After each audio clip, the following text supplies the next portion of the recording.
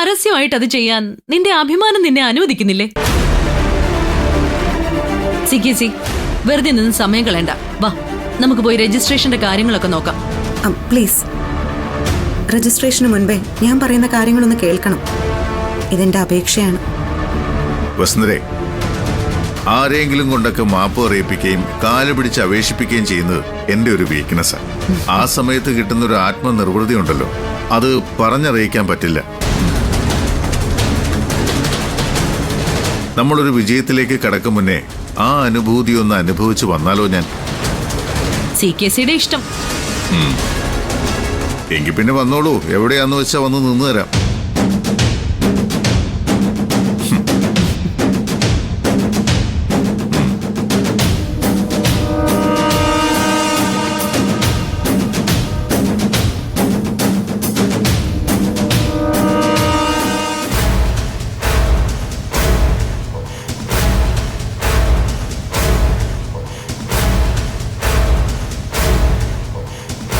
സാറിതൊരു വിഷയമുണ്ടല്ലോ.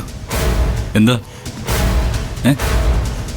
ഈ പറഞ്ഞ സോമശേഖരന്റെ പേരിൽ ഒരേ തണ്ടപ്പേരിലും സർവേ നമ്പറിലുള്ള വസ്തുവിന് വേണ്ടി 2 ഡോക്യുമെന്റ്സുകളാണ് ഇപ്പൊ തയ്യാറാക്കിയിരിക്കുന്നത്. ഒന്ന് CK ചന്ദ്രബോസിന്റെയും വസുന്ധരയുടെയും പേരിൽ, മറ്റൊന്ന് സാറിന്റെ കയ്യിലിരിക്കുന്ന ഡോക്യുമെന്റ്സ് നിധിയും ഗൗതവും. സത്യത്തിൽ ഇത് ആരുടെ പേരിലാണ് രജിസ്ട്രേഷൻ ചെയ്യാൻ പോകുന്നത്? എനിക്ക് മനസ്സിലാവുന്നില്ല.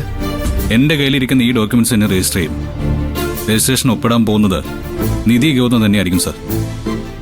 ആ, നോക്കാം.